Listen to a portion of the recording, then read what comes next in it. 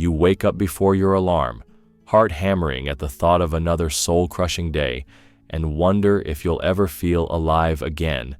What if I told you that this emptiness is not your failure, but the key to a freedom you've been blinded to?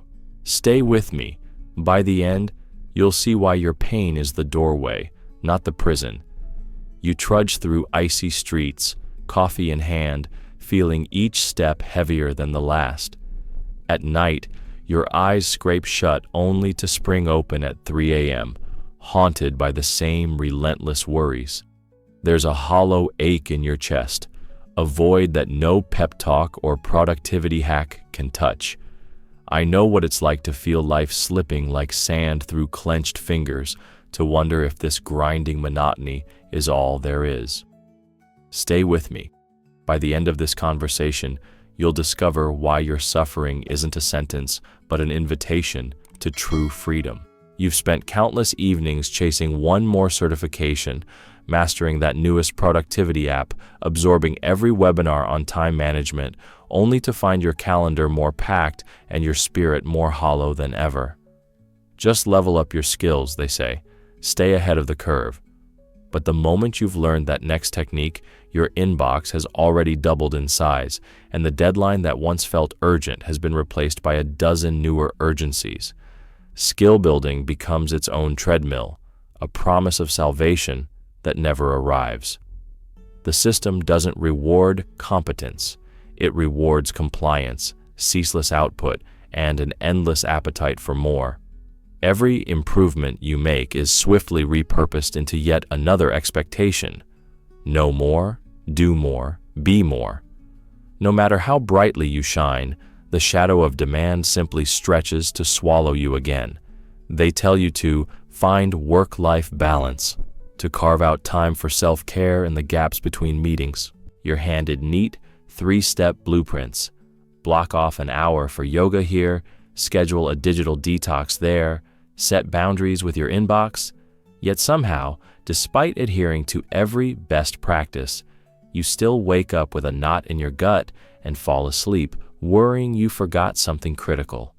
The cracks run deeper than any Google Calendar can fix. These hacks are cosmetic, an Instagram filter over a wound that needs real healing. They let you believe you're doing something, when in fact you're simply postponing the inevitable crash. At best, you soothe momentary anxiety.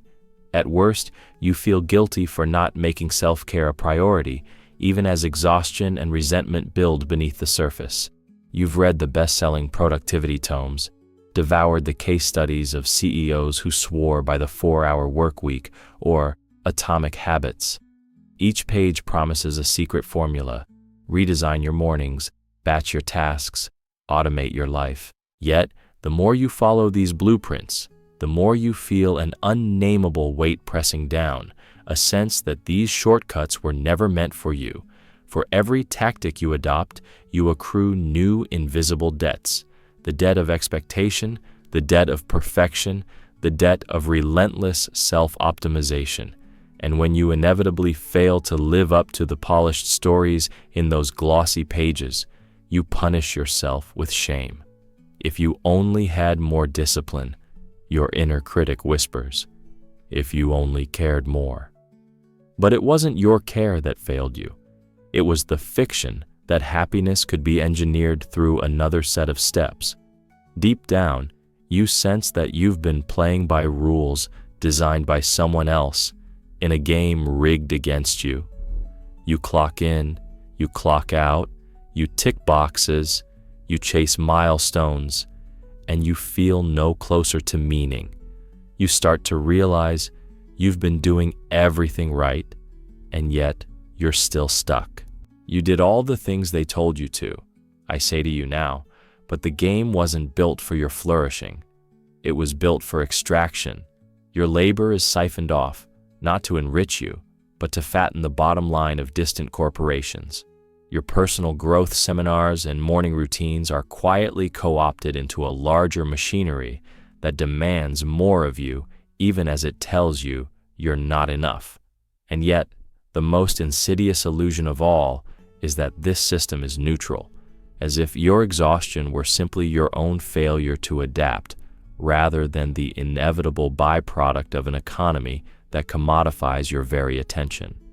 You're made to believe that everyone has the same chance at success, that those who struggle lack grit or vision. But look around. How many of your colleagues share your sleepless nights, your hollow victories? How many have traded joy for job security, authenticity for advancement? You begin to see the masquerade for what it is, a ritualistic suppression of shame, disguised as self-improvement. You discover that the promise of happiness through hustle is a bait and switch, leaving you more adrift than before. You thought learning one more skill would finally tip the scales. You believed that hacking your life in 100 small ways would grant you the elusive state of enough. But every hack just deepens the maze. Every new skill becomes another thread tying you to the machine. Your worth is measured in billable hours, quarterly targets, LinkedIn endorsements, not in the fullness of your being. And so you keep chasing because the alternative feels terrifyingly like failure. To stop learning, to stop optimizing, to stop trying, even for a moment, feels like giving up on yourself entirely. But there's a hidden cost to this unending hustle, the erasure of your own inner compass. When every decision is filtered through the lens of, will this make me more productive? Will this make me more visible? Will this make me more successful? You lose sight of why you began in the first place. You forget the spark that lit you up before the deadlines and demands drowned it out. You trade passion for routine, creativity for conformity, presence for performance. And at the end of the day, you realize you've become a technician of yourself, always tweaking, always adjusting, never simply being. So here's the harsh truth. Doing more will not free you. Becoming better will not save you.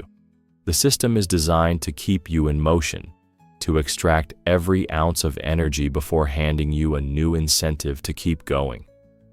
This relentless cycle is not a ladder to climb. It's a well-oiled machine that grinds you down bit by bit. You've done exactly what they told you to do. And where has it led? To burnout, to despair, to the feeling that your life is slipping through your fingers even as it's in your own hands. But there's something even more terrifying than meaningless toil. If these words resonate, subscribe to the channel. Only by connecting can we expose the hidden mechanisms that drain our energy and steal our freedom. When you subscribe, you help bring this truth to everyone still trapped in the system. Hit that button now, it matters. You've seen how the grind of learn more, do more, leads only to emptiness. Now let's look at what really fuels that machine and why it feels impossible to break free. The first invisible force is capital itself, lurking like a shadow over every cubicle and conference call. It doesn't wear a suit or sit behind a desk. It hides in spreadsheets, in quarterly reports, in every efficiency metric that slides across your screen. Capital whispers that your worth is measured solely by output, by the hours you log, the deals you close, the projects you deliver. It demands relentless productivity, as though work were an endless banquet and you its starving guest, forced to gorge or starve. This cult of efficiency celebrates those who sacrifice sleep, family dinners, even their own health. When you comply, you're told you're driven, ambitious, a team player. But underneath the praise is the cold truth. Compliance enriches the few at the expense of the many, and your sacrifice becomes the currency that keeps the system humming. Carl Jung called the hidden, unacknowledged parts of ourselves the shadow. In the workplace, your shadow takes a peculiar form. The repressed yearnings you dare not voice, the indignation you smother to keep your job, the creative spark you bury under routine. Your shadowed self watches you every day, waiting for a chance to speak up, only to be told, again and again, that to speak up is not professional. So you learn to silence it, to bury those needs beneath layers of compliance. And yet the shadow doesn't vanish. It grows heavier, more insistent. In midnight wakefulness, you feel its pulse. The unspoken question, is this all there is?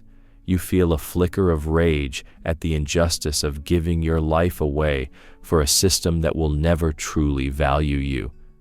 This buried tension feeds an inferiority complex. Deep in your psyche echoes the refrain, "I'm not good enough." Every time you miss a deadline, every peer outperforming you on a promotion ladder, every constructive critique from management becomes another brick in the self-constructed prison. Your unconscious mind learns to seek out these reminders, to reinforce them because they guarantee your compliance. If you believe you're always inadequate, you'll never demand more. Never question your workload, never challenge the policies that exploit you.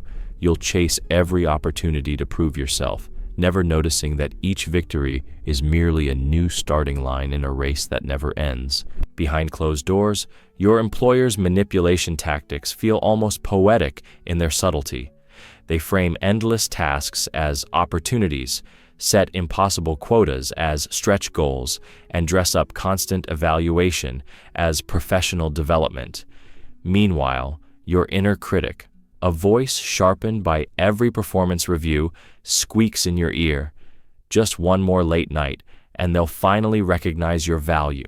It's a whisper so small you hardly notice it, but it grows louder with every self-imposed deadline you meet, every email you respond to at 2 a.m. It shapes itself to your deepest insecurities, promising that if you just keep pushing, you'll be enough. By the time you realize you're trapped, the bars are already welded in place. And yet, here's the paradox no one wants to admit. The very pain you run from is the resource you need. All those shattered evenings and consumed weekends, you're collecting data on your limits, mapping out the contours of your true self beneath the exhaustion. Your anxiety speaks volumes about what you value. Your resentment illuminates where you need boundaries. Your despair signals the gap between who you are and who you've been forced to pretend to be. To fight the pain is to deny its message. Instead, grant it your attention. Sit with it.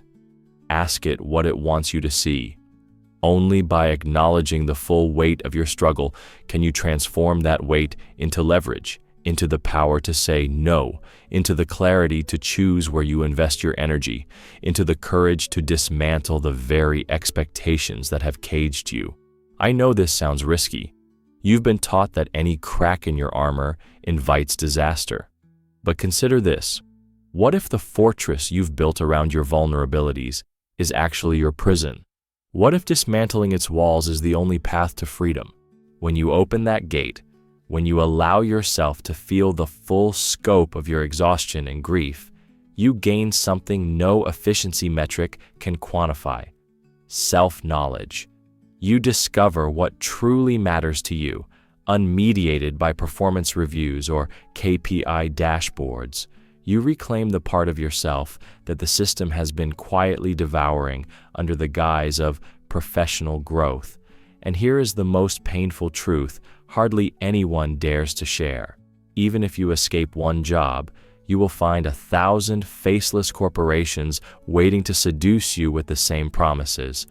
Capital's appetite is insatiable, and the larger system will always be there, ratcheting expectations ever higher.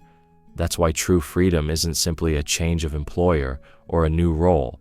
It's a radical reorientation of your relationship to work, value, and self-worth. It's the decision to refuse to feed the machine with your life force. So pause for a moment and feel that tight knot in your chest. Let it speak. Recognize it for what it is: a call to realignment, an invitation to set new terms. And then, this is the loop that returns you to the heart of the matter. Remember the words you rarely hear. And here is the most painful truth, which few ever admit. Because only when we confront that truth without flinching do we gain the power to bend the system to our needs, rather than being bent by its demands. You've witnessed the machinery that steals your life force. Now it's time to reclaim your power, one embodied practice at a time. These aren't quick fixes or inspirational slogans. They're small, radical acts of honesty that will shift the ground beneath your feet and open a pathway out of the grind. 1. The pain bearer technique. Every day, irritation and fatigue lodge themselves in your body like unwanted tenants. The pain bearer technique begins the moment you notice that familiar tightness behind your eyes, in your shoulders, at the base of your spine. Pause. Place one hand where the tension is strongest. Name it silently. I feel anger. Or I feel exhaustion. Breathe into that spot. Let your exhale trace the outline of the discomfort as if you're mapping a wound. Notice its texture. Is it sharp, dull, pulsing? Then ask it, what do you need me to see? This isn't about fixing the pain. No affirmation will cure it. It's about making space for it, acknowledging it as a messenger rather than an enemy. With each session, you'll begin to decode the signals your body has been sending you, signals that the endless hustle has for too long drowned out. Loop back. Remember that voice whispering, "You're not enough."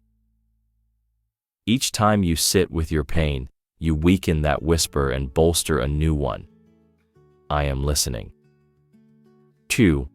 The paradox of 3 deep breaths. Stress peaks when deadlines loom or an email notification bites at your ear. In those moments, the instinct is to push harder, but that only tightens the coil. Instead, practice the paradoxical 3 deep breaths. When your heart races, stop everything, even for 10 seconds. Inhale fully for a count of 4, hold for a count of 4, then exhale slowly for a count of 6. Repeat 2 more times. You're not taking a break to pamper yourself. You're interrupting the system's command center. Each breath resets your nervous system, creates a fracture in the tension, and reminds you that you have agency, even in the busiest moment. Transition note. This simple ritual may feel awkward at first. Your inner critic will mock you for wasting time. Welcome that mockery. It's proof the old patterns are intact and that real change is underway. 3rd dialogue with your inner critic. Your inner critic is the coworker you never hired, but who shows up at every presentation and performance review. It points out every flaw, whispers that you aren't qualified, and reminds you of past missteps. But what if you treated it not as an adversary, but as a part of yourself craving attention? Set aside 10 minutes at the end of the day. Write a dialogue. You ask questions, it answers. Why do you persist in telling me I'm unworthy? What do you need to protect me from? Listen without judgment. Often you'll discover the critic's origin. A teacher who shamed you, a parent who demanded perfection, a past failure you never let go. Naming its origin stories weakens its authority. You'll see that the critic is an outdated program, one you can debug rather than obey. Emotional swing. This practice will feel unsettling. You'll unearth memories you've long avoided. That's good. It means you're dismantling the walls that have kept you compliant. 4th, building a circle of truth. Isolation amplifies shame. To counter it, form a small circle of truth with colleagues or friends who are also tired of the facade. It can be as simple as a weekly 15-minute check-in. The rules are sacred. No advice, no problem solving, no judgment, only listening and naming. Each member shares one point of pain or exhaustion. Today, I felt belittled in a meeting. I'm terrified of missing this deadline. The group's role is to witness and affirm, I see you. Your feelings are valid. Over time, this circle becomes a sanctuary where your unfiltered experience is honored. You'll discover you're not alone in your rage or despair, and that communal acknowledgement chips away at the system's power to shame you into silence. Loop reminder. Here again, the same refrain echoes, I am not alone. You confront isolation, the greatest asset of any exploitative structure. 5. Integrating the practices into your day. These tools aren't weekend projects, they're daily rebellions. Begin your morning by tuning into the pain bearer technique for 2 minutes before reaching for your phone. Insert the 3 deep breaths before every high-stakes task: a call, a report, a confrontation. Schedule your inner critic dialogue at a fixed time. Treat it like a meeting you cannot skip. And hold fast to your circle of truth. Consistency is the crucible in which transformation occurs. Expect resistance. The old system will retaliate. More emails, more last-minute requests, the inner voice insisting you have no time for these soft exercises. That's precisely why you must persist. Each moment you listen to your pain, each breath you reclaim, each truth you share, you're rewiring your nervous system and dismantling the machinery of exploitation from within. Final loop and call to action. At first, these practices may feel like small cracks in a dam, but remember the loop. The smallest crack can flood an empire. Let your embodied awareness rise. Let the breath become your protest. Let your words to your critic unmask its tyranny. Let your circle break the spell of isolation. If you're ready to meet your shadow, write, "My darkness is my strength," in the comments. By stepping forward, you declare that exhaustion and shame will no longer dictate your life. You forge a community of truth bearers, refusing to be silenced. And in that defiance, you find the first taste of freedom. Notice how my voice slows now, each word lingering like the weight in your chest, and then, without warning, sharpens into a jolt of truth. Your fatigue isn't a personal failing, it's a signal. You feel that shift in tempo in your bones, and there's more to uncover. At the end of every paragraph, I'll leave you hanging, because there's always deeper layers to this pain. You think you've seen the worst? Wait, and it only gets harsher. Each time you brace for comfort, I'll pull the rug. You believed mastering another app would free you, didn't you? By the time you finish this sentence, you'll realize that real freedom means stepping off the treadmill entirely, and the timing has never been more urgent. Listen, by the final third of this conversation, you will stand at the edge of transformation, the point where acceptance of your shadow becomes the pivot that shatters the old cycle. That climax isn't a motivational peak of "you can do it," but a seismic shift, seeing your pain as your power. You'll feel it rise in your chest, a moment of quiet before everything changes. But let me pause here, just long enough to let the tension coil tighter, because you're not ready for resolution yet. There's one truth left you must confront, and when we return to that insight, you'll know exactly why now, at this very moment, you must refuse to obey the system's demands. The invitation is clear. Will you step into your own story, unafraid of the darkness you've spent so long hiding? This is only the beginning of the path. But ahead lies the real work, refusing to cloak your shadow in excuses, refusing to shrink in the face of discomfort. The next step will demand courage, and yet it's the only way to reclaim your life.